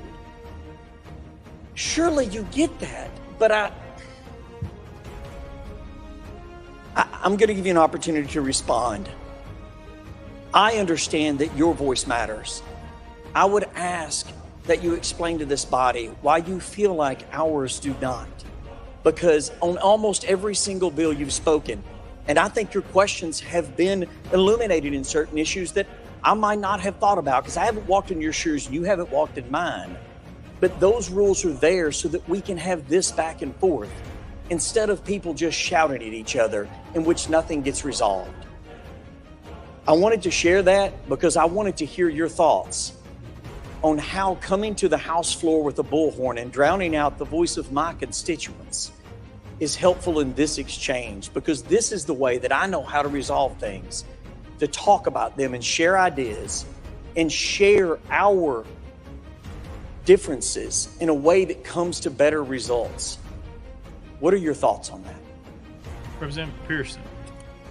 Leader Lambert, you're wrong. I don't think that one person's voice is more important than anybody's, especially the 96 or so other folks. But what about the thousands of people who were here that Thursday who you never recognized? What about the thousands of people here who your colleagues never made eye contact with or smirked at and gave a thumbs up or laughed at? What about the thousands of people who came here saying, we need to end gun violence and we need you to do something, and they were called insurrectionists by the Speaker of this House? What about the thousands of people who marched the streets of Nashville and came up to this Capitol asking that we do something, but instead of getting just legislation that might protect our schools, we're saying put more guns in schools? I have to tell you, Leader Lambert, I'm shocked that you would say that you care so much about debate in this moment. I am, because I've seen and talked with a young person today who said they came to you and they were talking with you, and there was another representative, Representative Jones, there, and he was trying to speak with you, and you yelled at him, "I've heard enough from you, young man." You said that to another equal member of this body. And so it is hard for me to now listen to you, a person who has yet to put forward legislation that I believe, or that I think has had the true input of other members of this House and other members of this body's input that could actually help protect and save our communities. I haven't heard you talk about the red flag gun laws that you're ready to propose. I haven't heard you talk about the gun storage bills that you're ready to propose. I haven't heard you talking about those things or putting resources or money towards our communities that are suffering from gun violence. I haven't heard you do those things just yet. And so it is very difficult for me to stand here now for you to think that I am trying to elevate myself above the people who were killed at Covenant, or my own people like Dr. Yvonne Nelson or Larry Thorne or TJ Crutcher. It's really difficult for you to look me in the eye and tell me that I'm putting myself above people who have been killed by gun violence, who I know personally and who I don't know personally but advocate for. When in this House, on that day when we returned, instead of putting forward just legislation, we moved on as business as usual. We had only one representative to speak about the shooting at Covenant, and we moved on. So don't tell me, sir, that debate is so important to us when you didn't stand up and tell the Speaker, we need to make sure that all members can speak now. Go ahead, Leader Lambert. And so before we get to what might happen, why were those two expelled and you weren't? Well, I think it's pretty clear I'm a 60-year-old white woman, and they are two young black men. In listening to the questions and the way they were questioned and the way they were talked to, I was talked down to as a woman, mansplained to, but it was completely different from the questioning that they got. And this whole idea that, why, that you have to almost assimilate into this body to be like us. Oh, can you give us an example? I mean, how were they spoken to that struck you as racist? Just in a demeaning way, and saying that, if you're going to come into this body, you have to act like this body, and that sort of thing. One of the things with Brett Pearson, when he got sworn in, he wore a dashiki. And there's like, oh, you can't dress like that on the floor. Well, for him, that is a formal wear, and he had a suit over it. But they had such a problem with that. This younger generation, they do things a little bit differently, but they're passionate and they're smart and they're advocates for their community, and they're going to fight for their community. And I think some of our members just are a little older, and it's something new they're not used to, but they're going to have to get used to it, because these two young men are so powerful. Their speaking ability is just amazing. And the way that they connect with the voters, and I'm talking about from kids to grandmothers, It's really, really amazing. And they're just brilliant, caring people who love their community and want to fight for it. Yeah. Thank you, Speaker. To the sponsor, we can't lose if we never quit. What's the current option for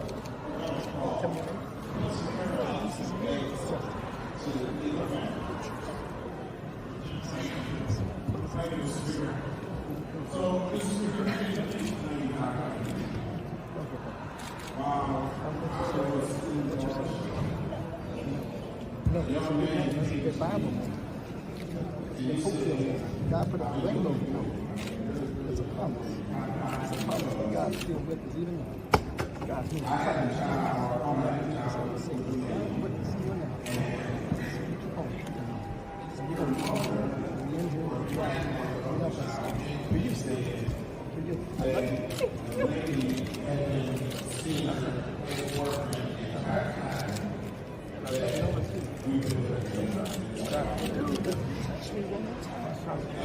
I'm trying to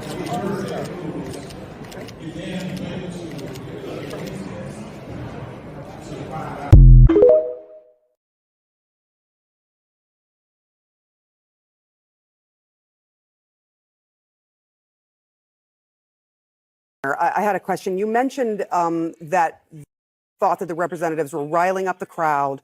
And I can tell you from the reporters that were out there, the crowd was already riled up. They are extremely upset that your legislature wasn't trying to deal with the issue of keeping children safe in school, but instead going after these two Democrats. And I wonder, sir, who are you punishing? Because yes, you have kicked out these two Democrats, but there are tens of thousands of constituents that are also being punished and don't have any representation right now. What do you say to them?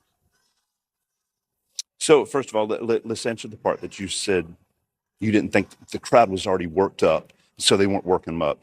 I'd like you to go back and watch what took place today.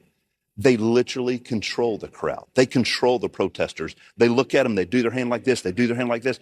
It's like leading a choir. So the notion that you think that they weren't getting the people incited and worked up into a frenzy, unfortunately, you weren't here. You didn't see it. That's exactly what they did. And they proved to us today by standing up and telling them. They talked to some of them, and some of them were teachers who were so distraught. They were near tears because they could not believe that their lawmakers were doing this as opposed to dealing with the biggest issue at hand.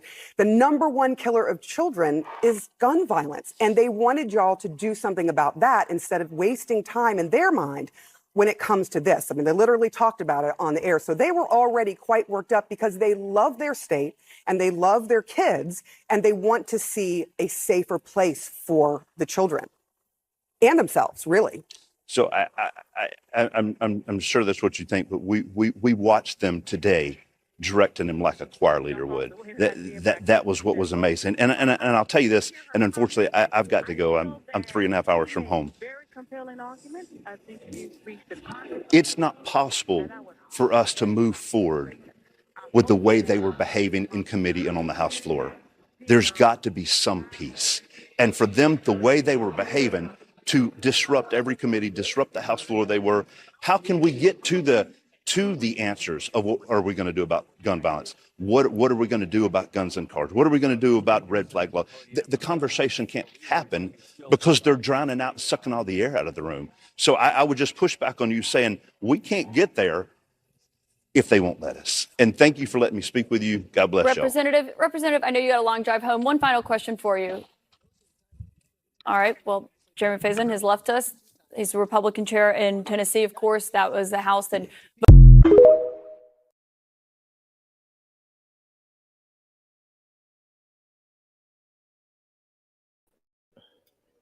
Now, before we continue, we just a few more to go through. How can you get anything done when you have a representative putting their hands on another representative? If you're so worried about decorum on the House floor, why wasn't that individual brought up for expulsion? And sucking the air out of the room. Translation. These uppity Negroes And this middle-aged white woman took the attention off of us. We're supposed to be grandstanding for the NRA.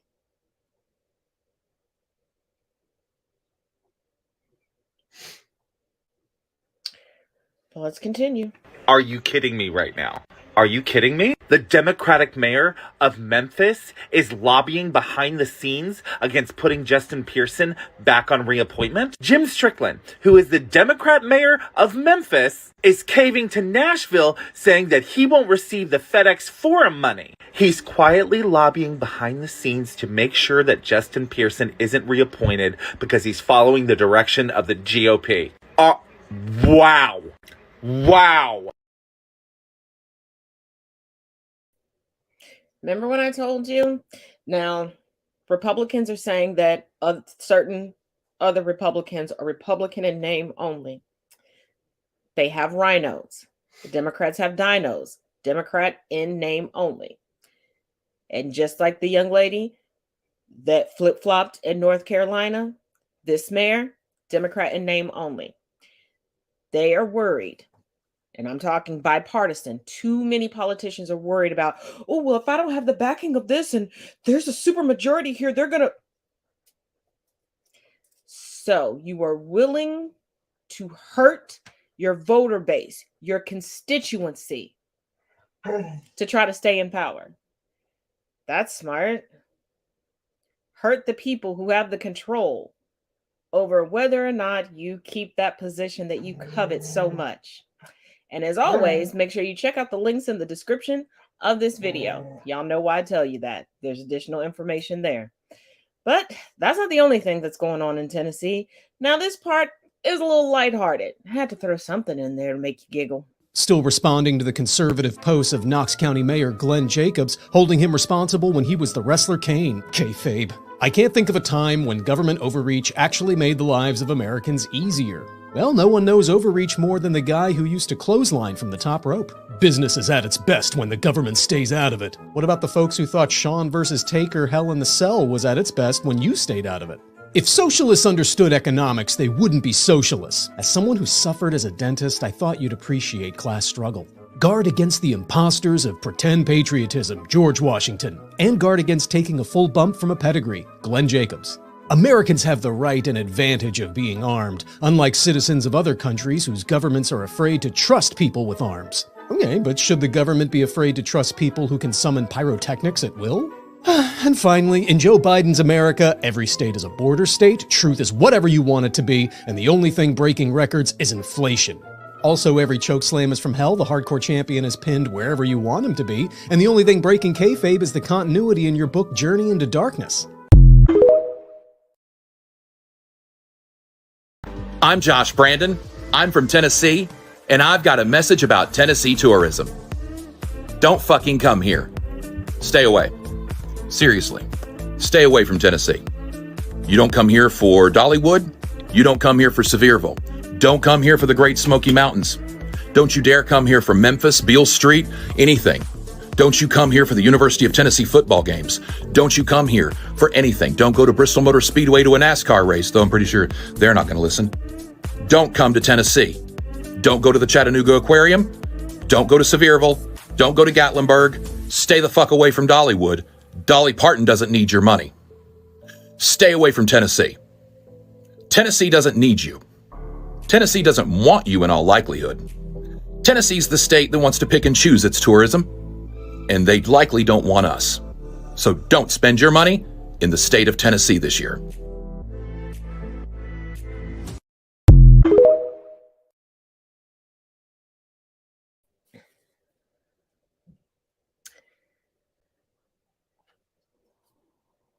Do Tennessee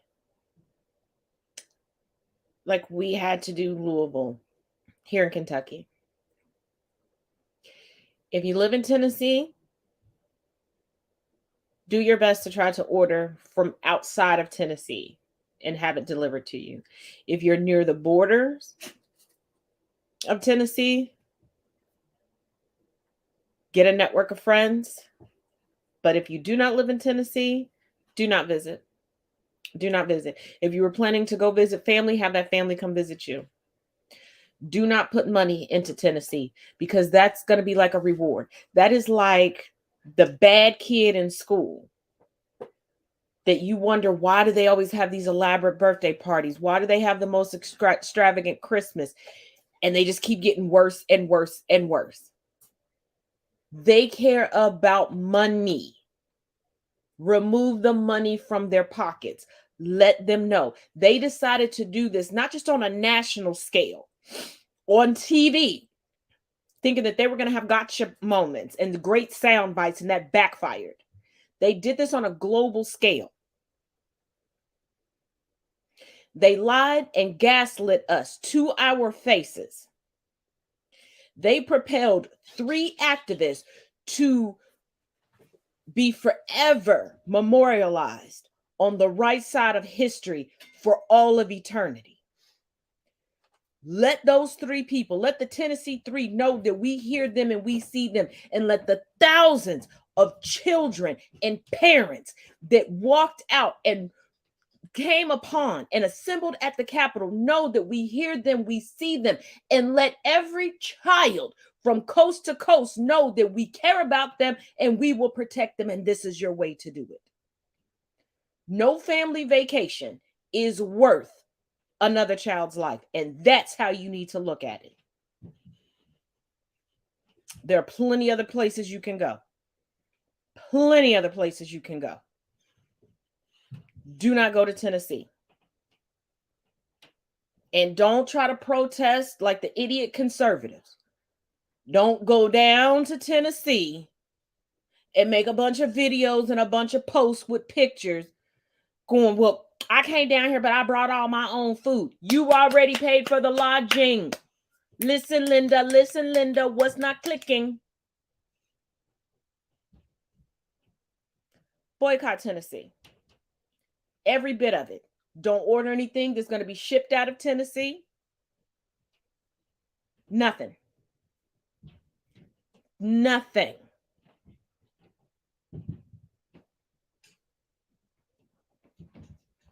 Now, before we go on, I did promise y'all last night that we would have a little bit of not so shocking Kevin Samuels news. So let's get into that for a minute, because it is Freeform Friday, so we got to be a little messy. Kevin Samuels, man, he used to tell me all the time, he was like, get out from around these niggas. That it will keep you down. YouTube is humongous. I had a girlfriend at the time when I was dating Kevin, So apparently, Kevin Samuels had him a bald-headed boyfriend. Who's suing who in that motherfucking relationship? I always wondered about that lawyer, man. I always wondered about that dude, man. Now we know. Old Kitten Hills, Kevin Samuels, and his attorney. A match made in heaven. I wonder who was laying the law down in that relationship. No more, you still gotta go. Behind every man that hates women is the truth that he just wants himself a good man. Why do you think they're always so detailed about what a high value man is, what a good man is? That's a good man, Savannah. Because that's what they want. That's what they desire. Why do you think they're always so quick to tell us women what we need, what we desire? Because that's what they need and what they desire, but they're too afraid to live their truth out and about. Okay? Okay. It's okay. It's 2023. Come on up out the closet, baby. I don't care how big that walk-in is. It can't be that comfortable up in there. Okay? Come on out. The weather's fine. The water's nice. Stop dipping your toe in the pond that you want to be in and just jump right on in. Splish splash on the round. Okay? Okay. Mm-hmm. Mm-hmm. Now, we love a good Matt Gaetz roast. And y'all gonna learn. You conservative racists, y'all gonna learn. Quit trying to test black folks, especially older black folks that done lived through the beginning of the civil rights era and Jim Crow and redlining and blockbustering. Okay? Stop messing with folks that was around when Huey P. Newton was walking the earth. Okay? Stop messing around with people who had Dr. Reverend Martin Luther King Jr. on speed dial. Because Gates, he learned today. And I present to you Gates versus Sharpton. I never said that. Okay. And well, can I finish my answer? No, it's actually my time, but you will be able Well, to well, I answer a number thought of you raised the question. So the next question Can I relates answer to the Mr. Scarborough's question? second comment. He says, whereas the Reverend... Since aspersions were cast on the witness will be permitted to answer. No, I'm sorry, Mr. Chairman. Aspersions weren't cast. I asked the witness... if You asked, was it true that I said that? I can't reclaim my time, Mr. Chairman. Witness, you will have your time. The witness will be permitted to answer. You asked me, was that true? And the answer is no, that was not true. And as you know, Mr. Scarborough and I work very closely together. He comes to National Action Network conventions. I think he's a great guy, and we do each other's shows often. Mr. Scarborough also said... Excuse me. Thank In you, the Mr. same Scarborough. I'm gonna sermon, reclaim I'm my trying time. to Mr. now Scarborough finish my answer, continues- sir. No, Am I allowed to finish my answer? I'm allowed to reclaim my time. You asked a question, and I'm answering it. Yeah, I got a few more. Well, and I have a few more answers. I can't wait. Well, apparently you do because you don't want me to answer. No, I want to So know... since you raised it, let me finish. And I have I a also right to talked ask about you people questions. snatching It's a pocketbooks by talking that are in the. over me. That I'm is not how not this is gonna filibustering work, anything. Reverend. I'm answering your question. Everyone will suspend, please. Mr. Chairman, a problem.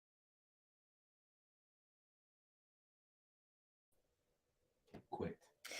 See, congresspersons like Gates, Green, Boebert, Jordan, etc., they don't want to come to a resolution. They're not really investigating anything. They're pandering and and just posturing to their voter base. They need great sound bites to go on Newsmax, OAN, Breitbart, Fox News. And they believe, just like they did when the CEO of TikTok came on, they just want to say stuff and cut them off and act like they have this great gotcha moment because they have such an uneducated base. They gobble it all up and then take those talking points and flood social media and real life with the BS. But Reverend Sharpton said, I made time today. I made time. You're not going to insinuate that I did something that I did not. You ask me a question, I'm going to answer it, and you will not talk over me. That was an epic verbal, I'm not moving off of the sidewalk for you. See, they may be trying to roll back the hands of time, and they may be fighting tooth and nail to bring Jim Crow back. But see, they keep forgetting. History is not as short as their memories and the memories of their constituency. There are people still alive from these times that they act like are so long ago.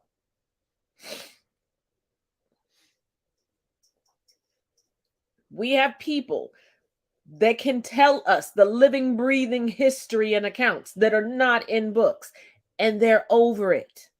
They're over it, and they know that they have a whole new, fresh crop of activists that are standing right behind them with all the vigor and all the energy and the tenacity of those that came before us, because our ancestors said, enough is enough. We're coming back through these new generations. So good luck. Good luck. Now, this last segment is a beautiful note. Now, we know that LSU made history when they defeated Iowa in the NCAA Women's Basketball Championship.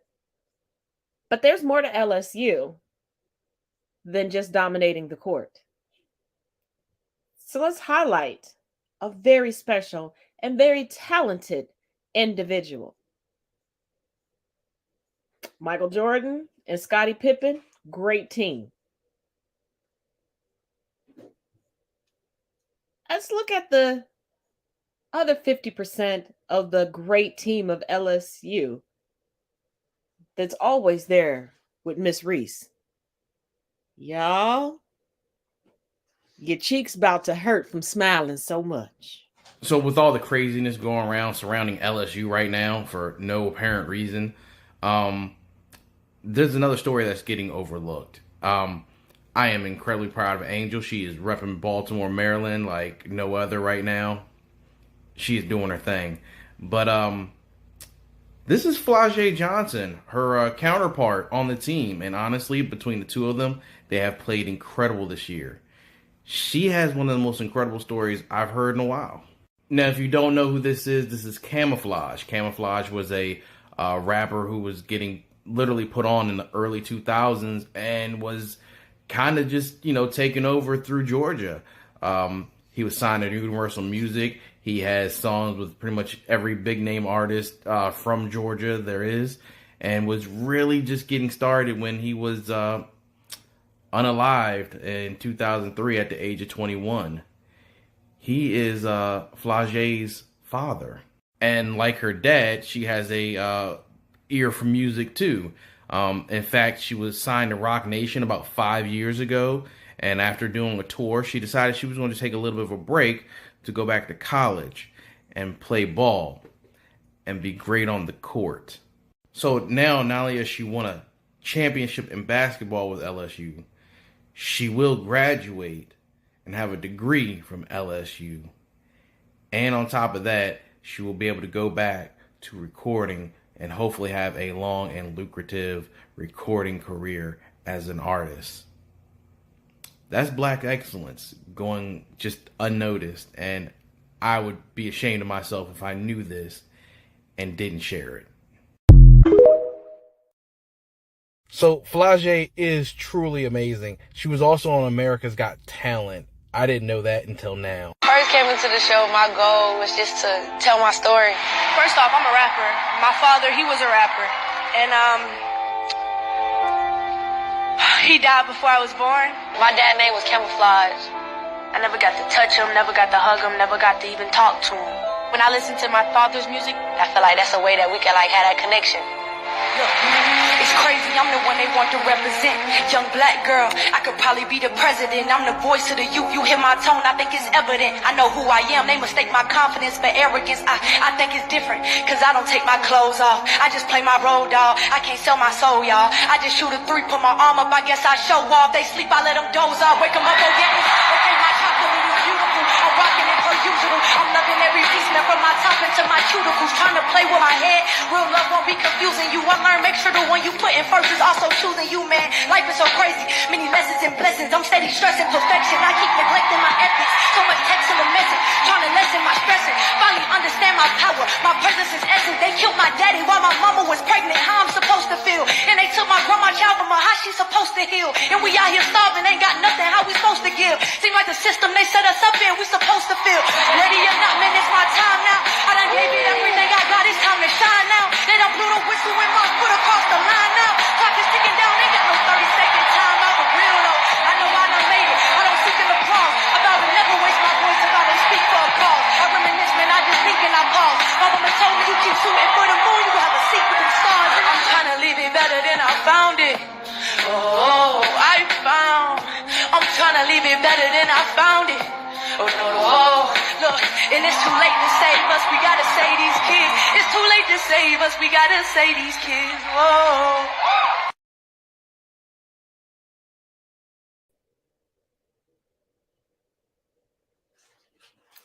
So many layers. So many layers.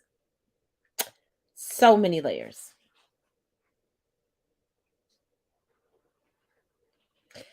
Now her dream is to win a championship, check that off the box, and to win a Grammy. I'm sure she's going to check that off the box very, very soon. She does have a new song out. Look her up on YouTube, Spotify, everywhere. Make sure you follow her on all social media platforms. And as always, thank you for joining me here on Conversations with Taz, Freeform Friday. Make sure you check out the links and everything in the description of this video, because as always, you know I'm going to bring you additional information to coincide with the show, just so that, you know, you're well-rounded and know how everything is going. Absolutely. Couldn't have said it better myself. Now, because so many people this week, especially regarding the Tennessee 3, keep saying, why do you make everything about race? Why do you make everything about race? I'm going to leave you on this note. And as always, each one teach one, each one reach one.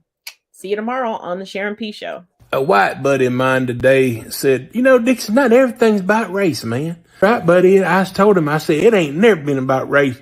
Because, you know, I found out that about 95% of these school shootings is by white people. Almost all of them is done by white people, and there's been hundreds of them now. Hundreds of mass shootings all around the country. But imagine if it was brown and black folks that was shooting up in white schools. But, yeah, that wouldn't make any difference, right? And he said, well, of course not, Dixon. That ain't going to make no damn difference in gun control. It's the Second Amendment. And I said, yeah, it's funny, though, in 1968, they had the Black Panthers with AK-47s and whatnot and assault rifles, and they were arming themselves. And by God, the first time they passed common sense gun laws. I mean, they banned the fucking assault rifle. All this amazing shit happened. But yeah, you're right. If it was black and brown people shooting up white schools, well, no, that wouldn't make any difference. I said, you know what? You're right, buddy. It ain't about race. That's why they want to ban CRT, because we ain't got no real racism in our history. That's why they want to ban wokeism and ban racial consciousness. Because there ain't no racism here. There never was. From slavery to assassination, Abraham Lincoln, MLK to Jim Crow, man, it ain't never been about race, and it never will be. And that's why they got all that legislation to stop black books and to ban and criminalize black books and black history. Because it ain't never been about race. None of it. And we're supposed to just sweep it under the carpet and not talk about it. We're supposed to normalize denying and gaslighting white supremacy, because that's the goddamn motherfucking American way, right, buddy? But this time he was getting pretty red in the face. I don't know why, but I'm just saying it's not about race, right? The KKK in Tennessee, founded in Pulaski, Tennessee, was never about race. Those 3 state representatives, 2 of them being expelled today, and the white one not being expelled for the exact same behavior, not about race. You're right. Nothing in America is about race, and that's why they're fighting so hard to not talk about race. Because if we don't talk about it, we'll never fix it. And the system and the culture of white supremacy will keep right on shining throughout the land. And in reality, that's what you want, my friend.